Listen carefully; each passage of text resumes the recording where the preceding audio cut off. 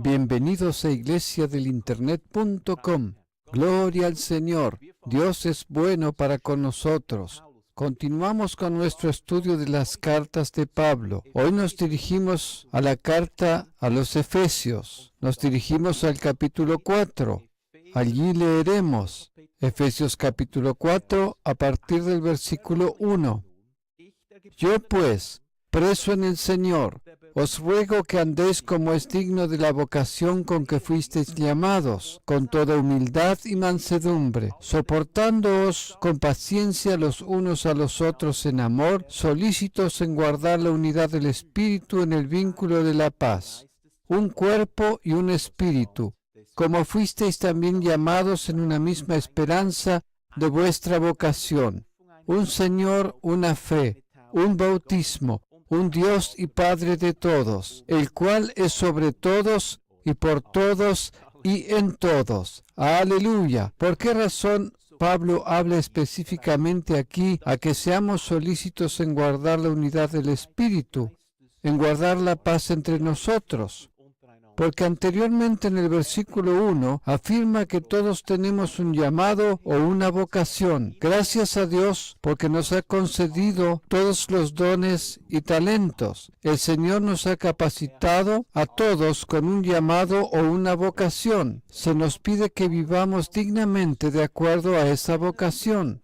Con ello, de manera simple, Pablo quiere decir que aquello que Dios ha unido en la iglesia local no debemos separarlo a causa de diferentes opiniones, o porque han surgido ciertos problemas, o porque ha habido confrontaciones entre hermanos, e inclusive confrontaciones entre ministerios y llamados. Pablo afirma: considerad el llamado que habéis recibido de parte de Dios. El llamado que habéis recibido de Dios debe ser respetado y valorado. Es honroso. No debiéramos dividirnos o separarnos. Por eso nos anima a todos a andar en humildad, caminar en mansedumbre, a soportarnos en amor y de esa manera guardar y proteger aquello que el Señor nos ha concedido y confiado en cuanto a dones, talentos y llamados. De esa manera quisiera Pablo que caminemos, procurando mantener la unidad, porque no siempre es así, y la unidad no se establece automáticamente. El diablo está interesado en dividirnos, está interesado en separar aquello que Dios ha unido. El diablo está interesado para que entre posiciones, ministerios o en el liderazgo se manifiesten tensiones y peleas, a fin de que en lo posible muchos sean dañados y ministerios sean destruidos. Esa es la meta del diablo. Este quiere dañar a la iglesia. Él quisiera, por decirlo así, hacer fluir la sangre por las calles de la iglesia. Lamentablemente, al cabo de muchos años y siglos, la iglesia ha tenido que sufrir y a veces, inclusive, ha sangrado en su corazón porque el diablo logró su meta. Pero entre nosotros no lo va a lograr. Nosotros hemos conocido la palabra,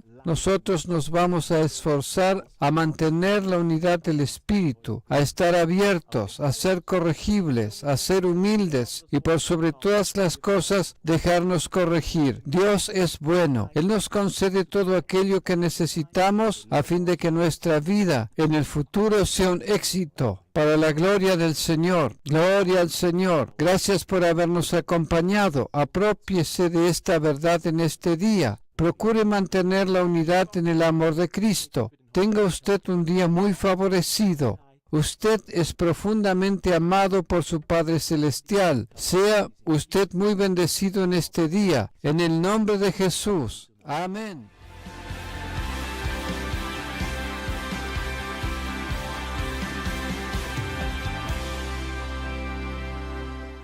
Bienvenidos a iglesiadelinternet.com. Durante el último devocional hemos comenzado a considerar Efesios capítulo 4. Hemos leído desde el versículo 1 al 15. Hemos considerado que se trata de llamados divinos.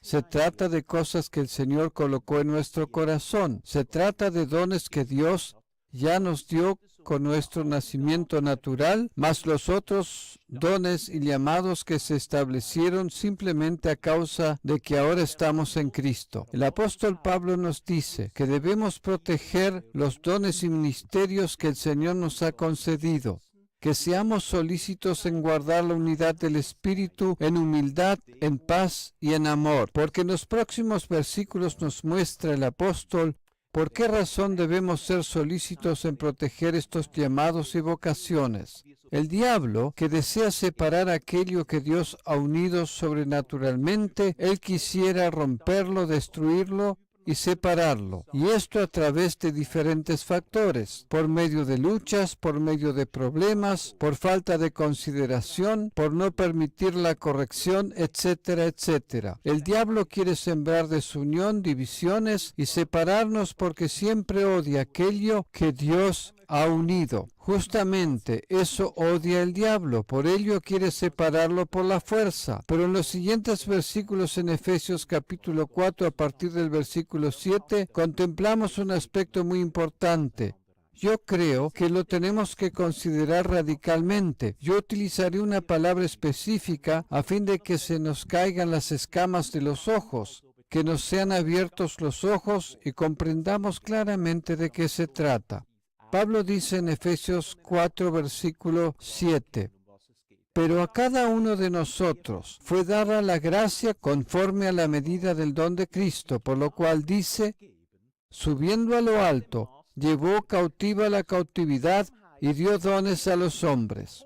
Aquí Pablo se refiere otra vez a estos dones de gracia, a los llamados y vocaciones, como ya ha sido mencionado en el versículo 1. Él se refiere a estos llamados y vocaciones, él los denomina como dones, dice que Dios le ha concedido dones a los hombres. Pero aquí encontramos algo que yo necesariamente quiero resaltar, y creo que esto habrá de abrirnos los ojos para que podamos comprender claramente. La palabra dones significa en el original también regalo. Y cuando leemos la palabra don, podemos interpretarlo como regalo. Sí, también podríamos decir que Dios no solamente nos concedió dones, sino que nos ha concedido regalos. Gloria al Señor. Es muy importante que comprendamos este aspecto. Estos llamados son regalos de Dios. Gloria al Señor. Aquello que nos quiere decir también en los versículos siguientes es que pastores, apóstoles, profetas, evangelistas, maestros, son realmente regalos para la humanidad. Los servicios de ayuda, independientemente de lo que sea prácticamente, sea que se trate del ministerio de alabanza, un servicio en la música, si se trata simplemente de servir café, si se trata de un servicio técnico, todos estos servicios y ministerios son regalos que el Señor nos ha concedido. Estos regalos los dio a la humanidad. Así de maravilloso es Dios. Dios pone a nuestra disposición sus regalos. Estos regalos los dio a la humanidad entera. Si permitimos ser sacados del carril correcto y permitimos separaciones y divisiones, y sucede aquello que he mencionado al principio en cuanto a que el diablo logra su objetivo de dividir aquello que Dios alguna vez ha reunido, en ese caso perdemos los regalos que Dios nos ha concedido.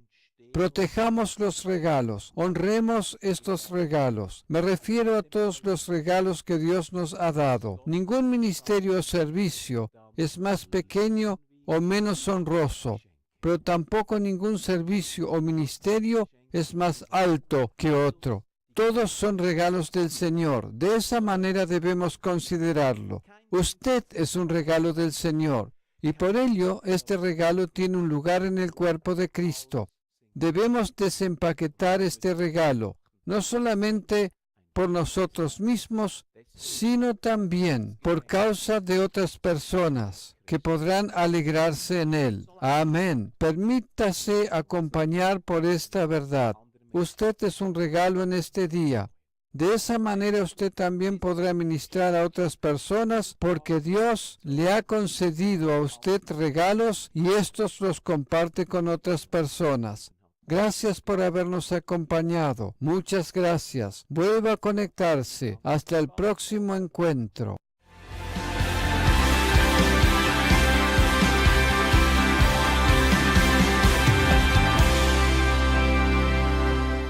Bienvenidos a iglesiadelinternet.com. Durante el último devocional hemos desempaquetado regalos, porque hemos comprobado que Cristo ascendió a las alturas y le ha dado regalos a los seres humanos, a la humanidad. Eso es lo que hemos comprendido durante el último devocional. Él nos ha concedido regalos a todos. Por ello está escrito en Efesios capítulo 4, versículo 11. Y él mismo constituyó a unos apóstoles, a otros profetas, a otros evangelistas, a otros pastores y maestros, a fin de perfeccionar a los santos para la obra del ministerio, para la edificación del cuerpo de Cristo. La razón por la que Cristo concedió regalos a la humanidad es que estos regalos no los podemos guardar para nosotros mismos, debemos desempaquetarlos y compartirlos con otros. Los dones, llamados y ministerios que Dios nos confía son útiles para el perfeccionamiento de otros, son útiles para la edificación, Sí, para la edificación del cuerpo de Cristo. Dios desea ver constante crecimiento en la totalidad del cuerpo de Cristo, crecimiento espiritual y lógicamente también físico. Él quisiera ver crecimiento y no división. Si hay algo por lo cual el Señor llora, algo que le entristece, es cuando en su propio ámbito suceden divisiones y peleas. Lamentablemente, por decirlo así, ya ha fluido mucha sangre por las calles de la iglesia a causa de divisiones, por destrucción, personas que se enfrentaron fuertemente, dejándose llevar por peleas, por envidia. Muchas cosas malas sucedieron. Eso es algo que realmente aflige al corazón de nuestro Padre Celestial, porque Dios quisiera exactamente lo contrario. Él quisiera que seamos edificados para que lleguemos todos a la unidad de la fe y maduremos, como lo expresa en el versículo 13, a la medida de la estatura de la plenitud de Cristo. Porque Dios quisiera que ya no seamos niños fluctuantes, como está escrito en el versículo 14, para que ya no seamos niños fluctuantes, llevados por doquiera de todo viento de doctrina, por estratagema de hombres que para engañar emplean con astucia las artimañas del error, sino que siguiendo la verdad en amor, crezcamos en todo en aquel que es la cabeza, esto es Cristo. Muchas veces en las iglesias intentan entremeterse doctrinas o perspectivas que son insanas y dañinas para las ovejas. El pastor está para descubrir estos errores y para tomar medidas en contra de ellos. Por otra parte, un pastor tendría que ser suficientemente abierto para reconocer cuando él mismo tiene que cambiar algunas cosas. Por ejemplo, si él estaba convencido por ciertas doctrinas o enseñanzas y ahora se da cuenta que tiene que cambiar su creencia radicalmente o comenzar a caminar en otra dirección. Esto no significa que todo era equivocado lo que predicaba o hacía durante los últimos años o inclusive décadas. No se trata de ello, sino que es Dios siempre el que añade algo. Dios es alguien que no nos juzga por la medida de correcto o incorrecto, sino que nos añade más conocimiento, nos concede nuevas revelaciones. En ese caso simplemente se trata de ser lo suficientemente abierto como para corregir el curso, concediéndole lugar a lo nuevo. De esa forma el Espíritu Santo puede obrar. Siempre se mueve un viento fresco del Espíritu en la iglesia, porque justamente eso es lo que Dios quiere. El Espíritu Santo nos conduce al crecimiento. ¡Aleluya! Esto nos lleva a la edificación. Todos los servicios y ministerios en el marco de la iglesia local son conjuntamente edificados cuando el viento fresco puede manifestarse constantemente como un maná fresco en la iglesia. Gracias a Dios por su palabra. Le estamos muy agradecidos debido a que nos concedió su valiosa palabra. Vamos a crecer y seremos edificados en el amor de Cristo. Amén. Permítase acompañar por esta verdad en este día. Le deseo un día muy favorecido. La gracia de Dios está con usted y sobre usted. Amén.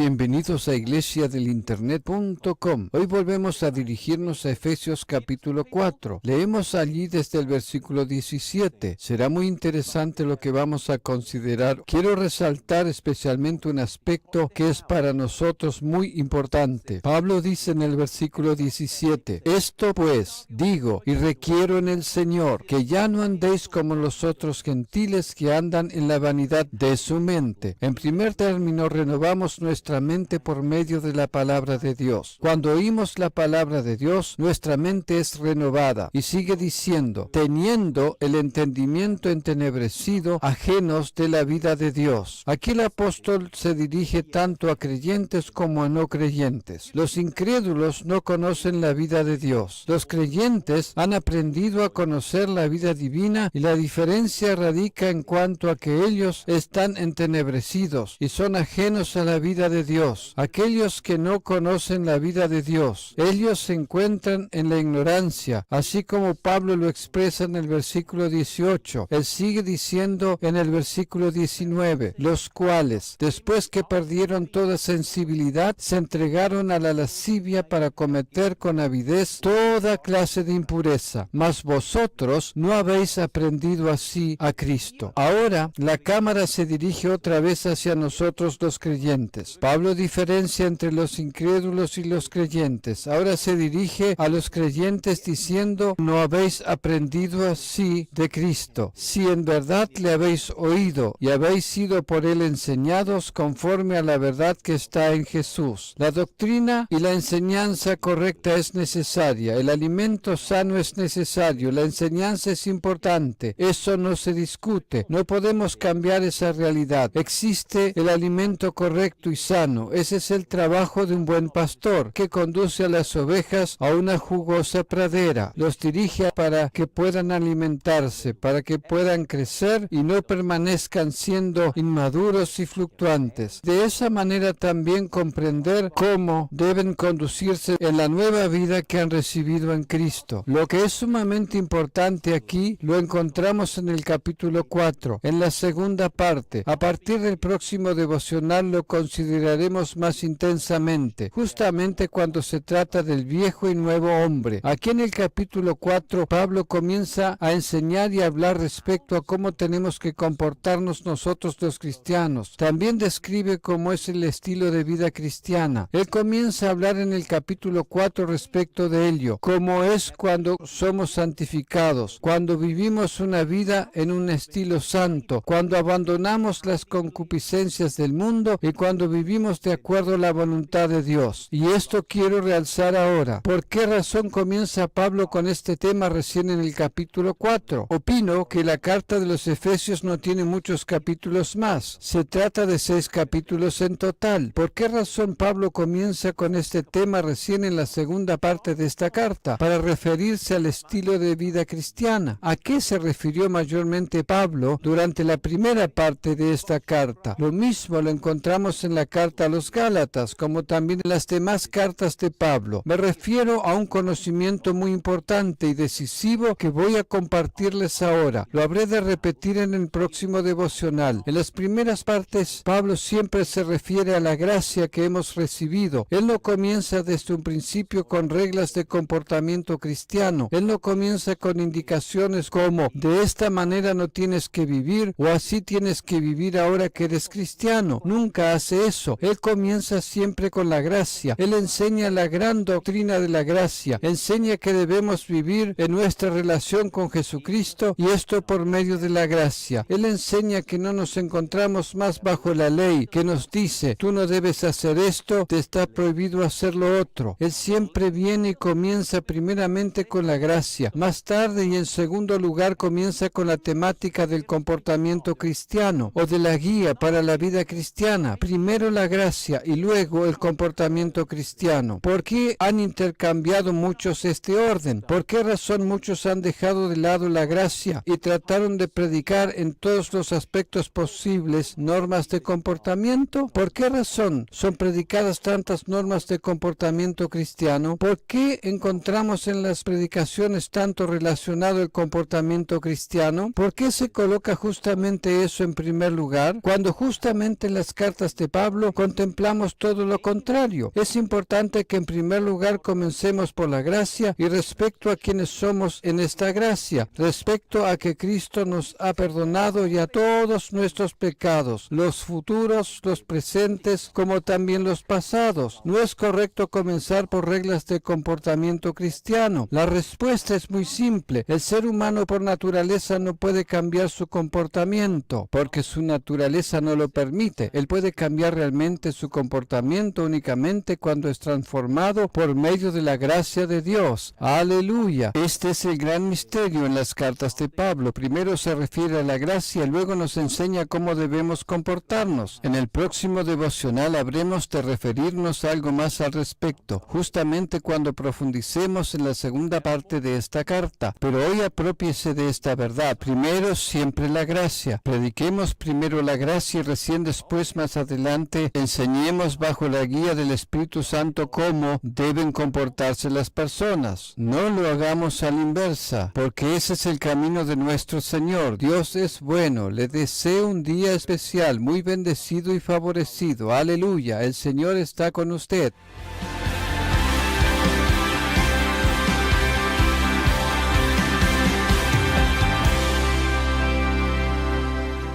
Bienvenidos a iglesiadelinternet.com. Ahora nos dirigimos al pasaje de Efesios capítulo 4, a partir del versículo 22, donde Pablo dice: En cuanto a la pasada manera de vivir, despojaos del viejo hombre, que está viciado conforme a los deseos engañosos, y renovaos en el espíritu de vuestra mente. Y luego dice en el versículo 24: Y vestíos del nuevo hombre, creado según Dios en la justicia y santidad de la verdad. Gloria al Señor. Durante el último devocional hemos comprobado algo muy importante. Cuando Pablo escribe siempre tarda algunos capítulos hasta que comienza a referirse respecto a las reglas de comportamiento cristiano. También aquí observamos esta verdad. A partir de Efesios capítulo 4 versículo 17 comienza a referirse respecto a normas de comportamiento cristiano, respecto a lo que cristianos debieran hacer y no debieran hacer. Esto sucede recién después de 4 capítulos, y hemos comprobado que en Pablo es un molde que se repite. Pablo se refiere siempre en primer lugar a la gracia de Dios, y nos anima a vivir en la gracia y de la gracia. Y recién en la segunda parte, en el siguiente paso, se refiere a normas de comportamiento y cómo debiéramos comportarnos. ¿Por qué razón muchos hacen exactamente lo contrario? ¿Por qué en tantas predicaciones observamos que son predicadas principalmente normas de comportamiento?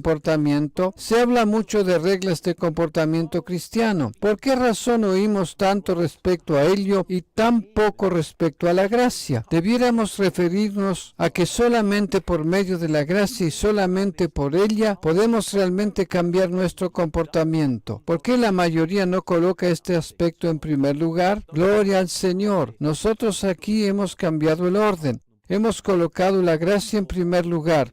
Y recién ahora podemos comenzar a referirnos a las normas de comportamiento. Esto es algo parecido a lo que encontramos en el Evangelio de Juan en el capítulo 8. Allí donde Jesús tiene el encuentro con una mujer adúltera. Nos recordamos esta historia. Jesús se encuentra allí en una reunión, está predicando y allí una mujer es traída, una mujer que fue sorprendida en el acto de adulterio, y los fariseos quieren ponerle una trampa a Jesús. Le quieren poner una trampa. La historia acaba con las palabras de Jesús respecto a que quien no tenga pecado arroje la primera piedra. Naturalmente no había ninguno sin pecado.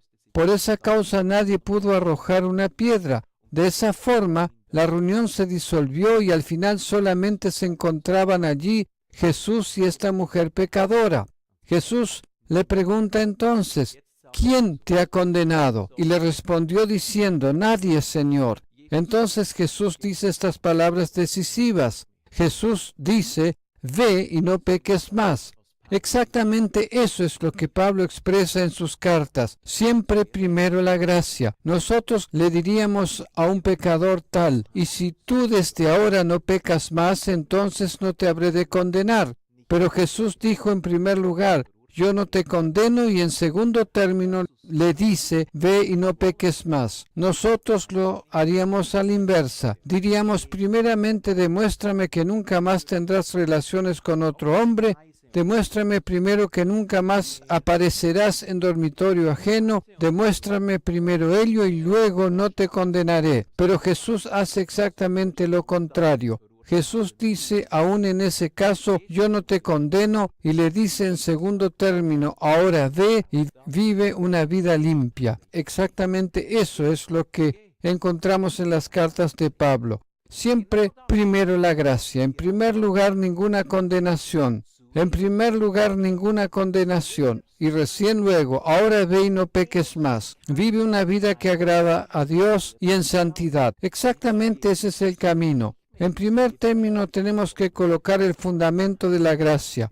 Establecer la gracia antes de comenzar a predicar comportamiento cristiano. No deberíamos hacerlo nunca a la inversa. Demuéstrame primero tu comportamiento, entonces tendré compasión de ti. Ese siempre es el camino equivocado. No, nosotros siempre concedemos gracia. El Señor es siempre misericordioso con nosotros. No lo es porque nos comportamos bien o nos comportemos mal. El Señor es misericordioso con nosotros a causa de que Jesucristo hizo todo correctamente, porque Cristo se comportó correctamente. Por esa causa es que Dios es misericordioso con nosotros. No nos es misericordioso en base a lo que hacemos, por hacer las cosas bien o por hacerlas mal. En cualquier situación, Dios es misericordioso con nosotros. Y con esta perspectiva, solamente con esta perspectiva, y desde el poder de Dios, podemos comenzar a cambiar estas cuestiones de comportamiento. Y esto sucede cuando involucramos a Cristo en cada situación.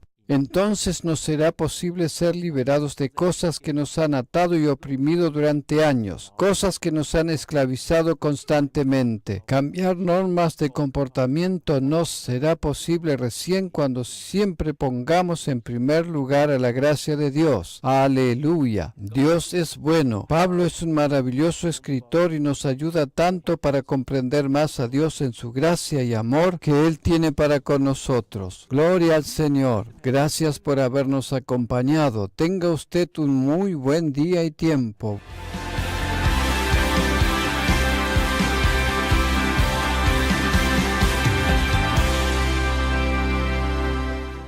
Bienvenidos a iglesiadelinternet.com.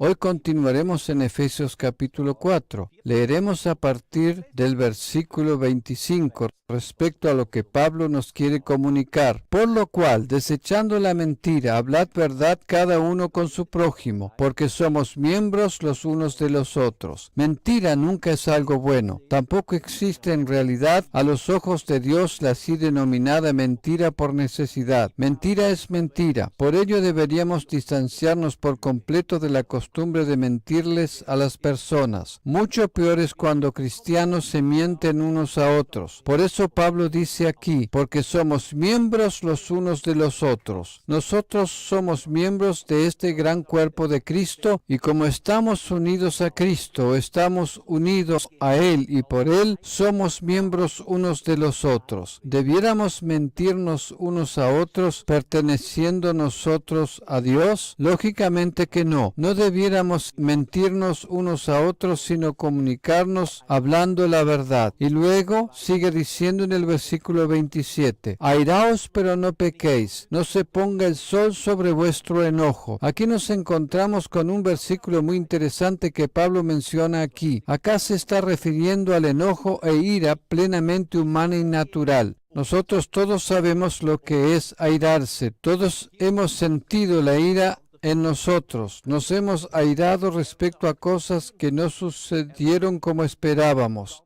Todos nosotros ya nos hemos enojado o nos hemos airado en algún momento. Y Pablo dice aquí, airaos pero no pequéis, airaos pero no pequéis. ¿Es posible enojarse, airarse y a la misma vez no pecar? La respuesta es afirmativa. Porque Él nos dice, no se ponga el sol sobre vuestro enojo. La ira puede venir de la misma manera como pájaros pueden volar sobre nuestra cabeza. No podemos evitar que las golondrinas vuelen por encima de nuestra cabeza, pero podemos evitar que aterricen sobre nuestra cabeza y hagan allí un nido. Esto es exactamente lo que Pablo quiere decir. Pensamientos de enojo y de ira, sentimientos de enojo y de ira vuelan durante todo el día por encima de nuestra cabeza. Pero nosotros no debemos permitir que el sol se ponga sobre nuestro enojo. Deberíamos en esos casos reaccionar inmediatamente y acabar con el caso. No debemos sentirnos condenados y rechazados cuando percibimos sentimientos de enojo. En ese momento percibimos esos pensamientos de ira, pero también en ese mismo instante podemos poner de lado al enojo, agradeciendo al Señor que no tenemos necesidad de preocuparnos. Esta cuestión es más profunda en cuanto a que el Señor cargó con todo, inclusive con el enojo, pero podemos tomar la decisión distanciándonos del enojo inmediatamente. Gloria al Señor. ¡Qué vida maravillosa poseemos! No tenemos necesidad de estar juzgando y condenándonos, justamente cuando quizás nos hemos enojado. Y justamente allí encontramos el aspecto determinante. En el momento en que el enojo viene, en que la ira viene y se presenta en nuestra vida, en ese momento en que soy consciente que por la gracia de Dios no tengo por qué condenarme, en ese instante la ira habrá de huir. Pero las personas que se condenan, que se colocan ellas mismas bajo juicio, que se juzgan tan duramente, diciendo esto no tendría que hacer y lo otro tampoco, ellos se colocan constantemente bajo condenación y bajo juicio. Justamente por ello la ira no huye y por eso el enojo y la ira se anidan en sus corazones. Esa es la razón por la cual esas personas permiten amargura en sus corazones, porque simplemente perciben ese sentimiento que no están en condiciones de poder cumplir con los mandamientos y leyes de Dios, porque en realidad no debieran enojarse ni airarse. Eso hace de ellos personas amargas que no han comprendido y conocido la gracia de Dios. Esta es la palabra para este día, justamente para usted en este día. Cuando el enojo viene, la ira viene, no podemos evitar que venga, pero sí podemos en ese momento arrojarnos sobre la gracia de Dios, diciendo, gracias Señor, yo sigo siendo justo.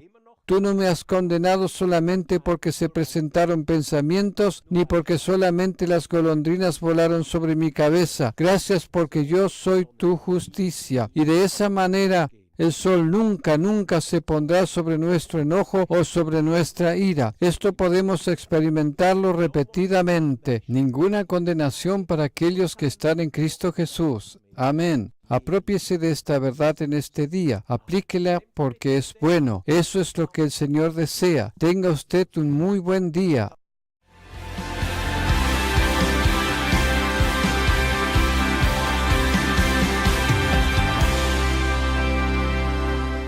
Bienvenidos a iglesiadelinternet.com. Nosotros nos estamos refiriendo al enfado y al enojo humano. Nos estamos refiriendo a la ira, no nos estamos refiriendo a la ira divina o al enojo divino, porque la ira divina se consumó plenamente en el cuerpo de Cristo cuando éste estuvo colgado en la cruz. Esta verdad se la tendría que grabar usted en su mente y corazón. Lo puede escribir en su refrigerador o en un espejo. Dios no se enoja con nosotros, sus hijos, no se enfada con nosotros. Él tampoco se va a enojar nunca más sobre nosotros, sus hijos, porque su ira fue descargada plenamente en el cuerpo de Cristo y esto completamente cuando justamente Cristo estuvo colgado en la cruz. Debido a ello está escrito en Isaías 53 que el castigo, el juicio, la ira divina fue descargada en Cristo. El castigo fue sobre Él. Tan bueno es nuestro Padre. Conocemos también a nuestro Padre Celestial desde esta perspectiva en el Antiguo Testamento y justamente allí una y otra vez se nos refiere que es lento para la ira y grande en misericordia. Cuando leemos la Biblia, por ejemplo, en el Antiguo Testamento, vemos que por una parte la gracia es el elemento principal en el Antiguo Testamento, aunque no en el sentido del Nuevo Testamento. Jesucristo, la persona de la gracia, todavía no había aparecido aparecido en escena. Sin embargo, contemplamos una y otra vez cómo la gracia era el elemento principal, y esto también en el antiguo pacto. Esta era más importante que la ley. Por eso están escritas esas maravillosas expresiones que nos dicen que Dios es lento para la ira. Y si contemplamos la Biblia, puede parecer a primera vista, por ejemplo, Israel pecó y al día siguiente ya venía el juicio de Dios a manifestarse, pero en realidad no era así. Israel pecaba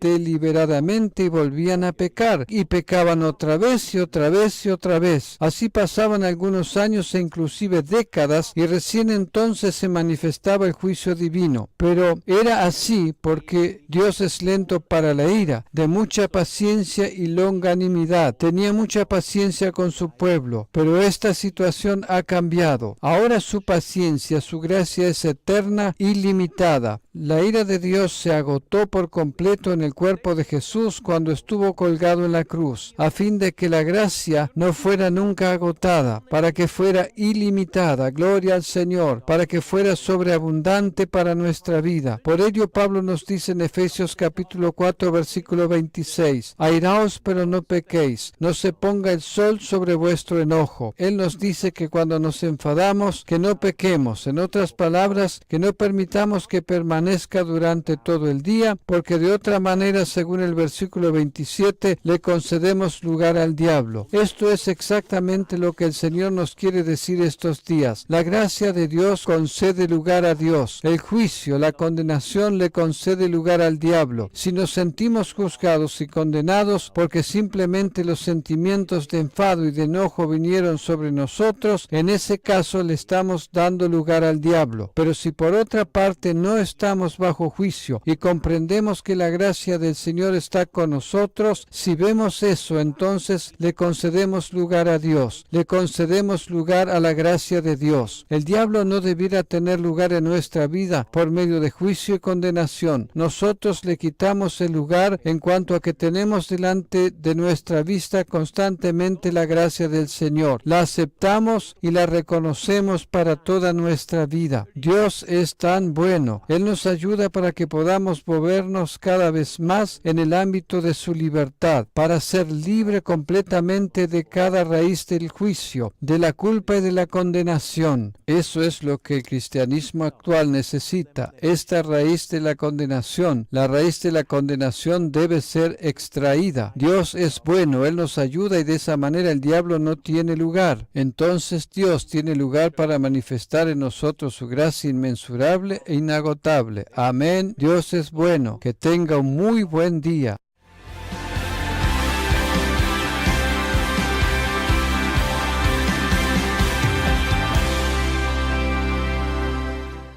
Bienvenidos a iglesiadelinternet.com. Nosotros nos estamos refiriendo al enfado y al enojo humano. Nos estamos refiriendo a la ira, no nos estamos refiriendo a la ira divina o al enojo divino, porque la ira divina se consumó plenamente en el cuerpo de Cristo cuando éste estuvo colgado en la cruz. Esta verdad se la tendría que grabar usted en su mente y corazón. Lo puede escribir en su refrigerador o en un espejo. Dios no se enoja con nosotros, sus hijos, no se enfada con nosotros. Él tampoco se va a enojar nunca más sobre nosotros, sus hijos, porque su ira fue descargada plenamente en el cuerpo de Cristo, y esto completamente cuando justamente Cristo estuvo colgado en la cruz. Debido a ello está escrito en Isaías 53 que el castigo, el juicio, la ira divina fue descargada en Cristo. El castigo fue sobre Él. Tan bueno es nuestro Padre. Conocemos también a nuestro Padre Celestial desde esta perspectiva en el Antiguo Testamento, y justamente allí una y otra vez se nos refiere que es lento para la ira y grande en misericordia. Cuando leemos la Biblia, por ejemplo, en el Antiguo Testamento, vemos que por una parte la gracia es el elemento principal en el Antiguo Testamento, aunque no en el sentido del Nuevo Testamento. Jesucristo, la persona de la gracia, todavía no había aparecido aparecido en escena. Sin embargo, contemplamos una y otra vez cómo la gracia era el elemento principal, y esto también en el antiguo pacto. Esta era más importante que la ley. Por eso están escritas esas maravillosas expresiones que nos dicen que Dios es lento para la ira. Y si contemplamos la Biblia, puede parecer a primera vista, por ejemplo, Israel pecó y al día siguiente ya venía el juicio de Dios a manifestarse, pero en realidad no era así. Israel pecaba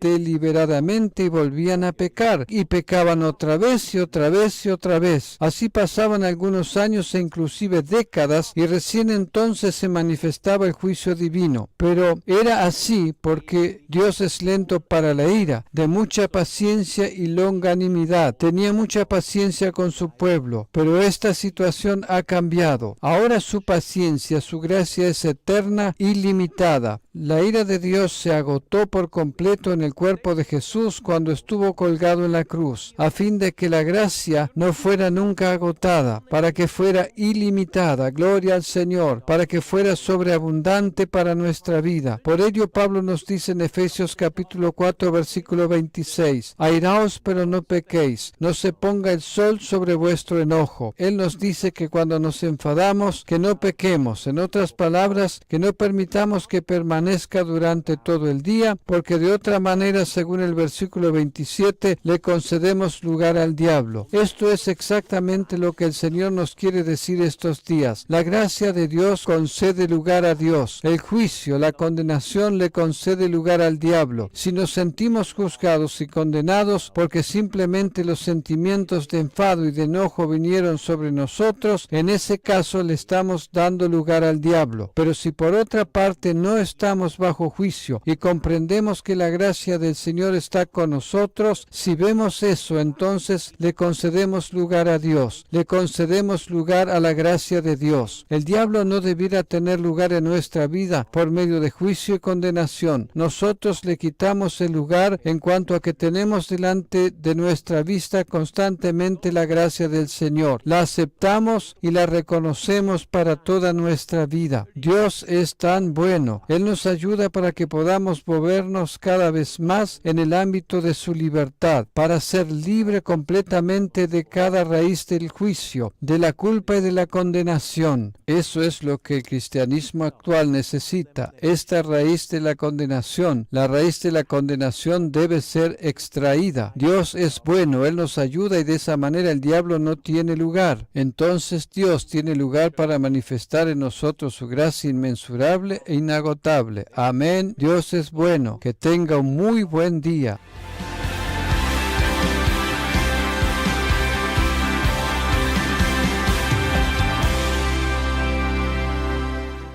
iglesiadelinternet.com. Gloria al Señor. Nos estamos refiriendo durante los últimos devocionales a un tema muy interesante. Nos estamos refiriendo al enojo y al enfado.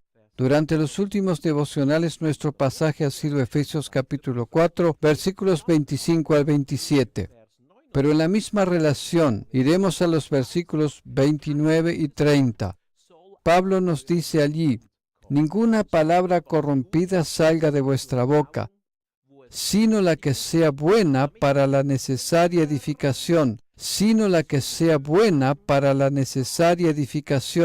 a fin de dar gracia a los oyentes, y no contristéis al Espíritu Santo de Dios. ¿Qué es lo que el Señor quisiera que hagamos con nuestra boca? Él desea que le hablemos a las personas palabras de gracia, porque justamente eso es lo que Él hace con nosotros. Él nos anima constantemente, y por medio de su gracia nos dice que no tenemos que temer ningún juicio y condenación.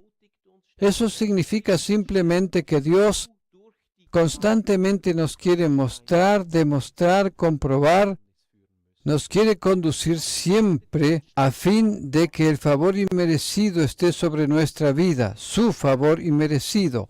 Nosotros no podemos ganarnos la gracia divina. Ella está presente simplemente porque Dios nos ama a todos. Pablo dice que hablemos con las personas cosas que les transmitan gracia, Mayormente quizás usted también lo ha oído, mayormente cuando es predicado sobre este versículo es predicado en relación a que no debemos decir malas palabras, que no debemos expresar maldiciones, a que no debemos maldecir. Naturalmente que estamos en contra de las malas palabras, estamos en contra de maldiciones. Son cosas que nosotros rechazamos, son cosas que no queremos tener en nuestro medio, porque nuestros labios son fuentes dulces y no amargas. Por ello estamos en contra. Pero fundamentalmente eso no es lo que significa realmente este pasaje, porque Pablo se está refiriendo en primer lugar a la gracia de Dios. Él afirma que a nuestros oyentes tenemos que compartirles las palabras de gracia. Esto significa simplemente que aquello que sale de nuestra boca sean palabras de gracia inmerecida para el oyente. Esto significa que aquello que sale de nuestra boca debe ayudar al oyente para comprender y recibir la gracia y el favor divino. El oyente debe comprender que cuando le hablamos de lo bueno no lo hacemos porque él se lo haya merecido, sino simplemente porque amamos a estas personas. Gloria al Señor, porque queremos hacerles bien, porque nosotros hablamos al oyente respecto al favor inmerecido, como un don inmerecido. Si solamente alabamos a las personas, por ejemplo, por sus éxitos, si solamente alabamos a nuestros niños por sus éxitos, entonces los estamos alabando porque se lo han ganado. Pero esto aquí es totalmente lo contrario. El Señor desea llamar la atención a que justamente en aquel momento en que los oyentes no lo han merecido, que justamente en esos momentos les hablemos palabras llenas de misericordia, de amor, palabras misericordiosas, aleluya, gloria al Señor, palabras que les transmitan gracia. ¿No es esto algo fantástico? En el momento en que un miembro sufre, en el momento en que un miembro ha caído, nos dice Pablo en la primera carta a los Corintios, en ese momento les demostramos a ese miembro mayor honra. Aleluya. Compruébele usted mismo en la primera carta de Corintios en el capítulo 12. A los miembros que no se portan bien, a ellos les demostramos justamente honra porque somos guiados por la gracia y la bondad. Gloria al Señor. ¿No es esto maravilloso? Si le hablamos cosas buenas a la gente porque se lo han merecido de alguna manera, entonces todavía no hemos hablado palabras de gracia y por lo tanto todavía no les hemos transmitido gracia. Evidentemente, queremos alabar o reconocer cuando algunas personas han hecho algo bueno, pero aquí Pablo se refiere justamente a lo otro. Nosotros pronunciamos palabras de alabanza, de honra, aun cuando los miembros no han hecho algo bueno. Justamente cuando ha sido malo lo que han hecho, les traemos la gracia, gloria al Señor. Les traemos el favor divino, les traemos la gracia. No los condenamos, sino que les decimos que Dios aún se interesa por ellos, que es lleno de misericordia. Permite que ore por ti. Dios es bueno, Él te ama, Él te quiere restaurar, Él quiere que te vuelvas a levantar. No hay más condenación. Ve y no peques más. Exactamente de esa manera lo hizo Jesús. Mujer, ¿te ha condenado alguien? Si nadie te condenó, entonces yo tampoco te condeno. Ahora ve y no peques más. Pero nosotros los seres humanos solemos hacerlo a la inversa. Decimos primero demuéstrame que no vas a volver a cometer el mismo error y entonces no te condenaré. Pero así no debe ser. Justamente cuando no lo merecemos, somos bendecidos por la gracia de Dios y su favor inmerecido. Eso es algo que colisiona con nuestra mente, esto colisiona con esta manera de pensar. Necesitamos un poco de tiempo para poder penetrar en esa corriente de pensamiento de la gracia, para que nuestras palabras les transmitan gracia a los oyentes, a fin de que sean realmente edificados. Gloria al Señor. Dios es bueno. Este devocional ha sido algo más largo. Aplique esta verdad en este día. Tenga usted un muy buen día.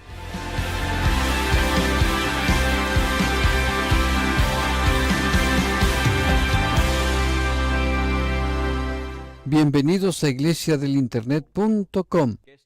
Durante el último devocional hemos tratado un tema muy importante. Efesios capítulo 4, versículos 29 y 30. Hemos considerado lo que de verdad contrista al Espíritu Santo. Lo que contrista al Espíritu Santo es cuando nosotros pronunciamos palabras sin gracia, cuando no hablamos lo que corresponde a la gracia. No solo contrista al Espíritu Santo cuando pronunciamos palabras profanas o vulgares, sino que le contrista sobre todas las cosas cuando en nuestras palabras hay escasez de gracia, cuando en las palabras que expresamos escasea la gracia. Esto es lo que le contrista, porque la Biblia nos dice: ninguna palabra corrompida salga de vuestra boca, sino la que sea buena para la necesaria edificación, a fin de dar gracia y favor inmerecido a los oyentes.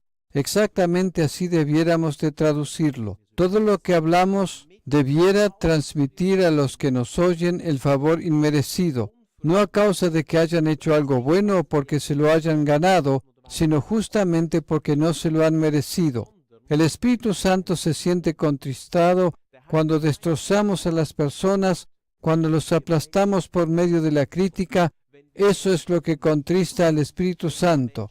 En el momento en que no hablamos más sazonados con gracia y actuamos de la manera que nosotros creemos que se han merecido, estamos contristando al Espíritu Santo. Encontramos un ejemplo en la vida de Jesús. Jesús realmente se enojó una sola vez en cuanto a lo que encontramos en la Biblia. No me estoy refiriendo al pasaje en que Jesús echa a los comerciantes del templo. En ningún pasaje al margen de este se nos dice que Jesús se haya enojado, pero sí existe un solo pasaje en que Jesús se enfadó, y este pasaje lo encontramos en el Evangelio de San Marcos en el capítulo 3, y a partir del versículo 5. Está escrito allí, del versículo 5, se trata de la historia del hombre de la mano seca, una de esas historias maravillosas de sanidad. Allí está escrito en Marcos capítulo 3, versículo 5. Entonces, mirándolos alrededor con enojo, Jesús mira a la gente con enojo, mira a los fariseos que le rodean con enojo y sigue diciendo: entristecido por la dureza de sus corazones. Estas personas querían impedir que Jesús sanara a este hombre y dijo al hombre: extiende tu mano. Y él la extendió y la mano le fue restaurada sana. ¿Por qué razón estaba Jesús enojado? ¿Qué es lo que le entristecía tanto a Jesús? Él miraba con enojo a esta gente a causa de la dureza de sus corazones. ¿Cuál fue la verdadera razón de su enojo? Era la cuestión de que le acusaban en cuanto a que afirmaban que no se podía sanar en día sábado. El sábado no se debe hacer eso. Jesús contempla a este hombre que hace algunos años y quizás aún décadas había sufrido a causa de su mano seca, y estos corazones endurecidos que estaban allí alrededor no tenían otra cosa mejor que hacer que criticar y decir: ten cuidado, Jesús. Es sábado, este día tú no tendrías que trabajar. Justamente eso entristecía a Jesús y le enfadó. ¿Qué es lo que enfada a Jesús y lo hace airarse? Este es el único pasaje en que Jesús se enojó realmente. Lo que lo enfada es la abstinencia de la gracia, la falta de gracia divina. Eso es lo que enfada a Jesús. Cuando Él contempla que la gracia brilla por su ausencia, justamente eso es lo que contrista tanto al Espíritu Santo. Cuando contempla que son predicadas palabras sin misericordia y sin gracia, cuando se hablan palabras duras, palabras que hieren a las personas, se trata de palabras que no tienen nada que ver con el favor inmerecido. Esas son palabras que son dichas solamente en relación a lo que la gente teóricamente se merece. Justamente ello es lo que contrista al Señor. Eso es lo que enfada a Jesús. La abstinencia de la gracia y la bondad divina, la falta de fe y de gracia divina. Esto es exactamente lo que le sucedió a Jesús en esta situación. Esta dureza del corazón hace de ellos personas frías y duras. Justamente eso es lo que no queremos tener en nuestra vida. Queremos prestar oído a aquello que Pablo nos dice. Queremos oír aquello que Él nos comparte. Por una parte, lo que contrista al Espíritu Santo y por otra parte, lo que le agrada. Lo que le agrada al Espíritu Santo es cuando le traemos a la gente la gracia y la bondad de Dios. Gloria al Señor. Esto es algo que queremos poner en práctica en este día. Si hay algunas cosas que no salen bien durante este día en su vida, o porque quizás otras personas a su alrededor hicieron tonterías, sea usted misericordioso, actúe con bondad, concédales una nueva oportunidad y escoja las palabras que habrá de pronunciar. Gloria al Señor. El Señor podrá obrar por medio de ello. Nuestro Señor hace uso de las palabras para poder obrar, y son exactamente las palabras de gracia. Dios es bueno. Tenga usted un muy buen día. Sea muy favorecido. Hasta el próximo encuentro.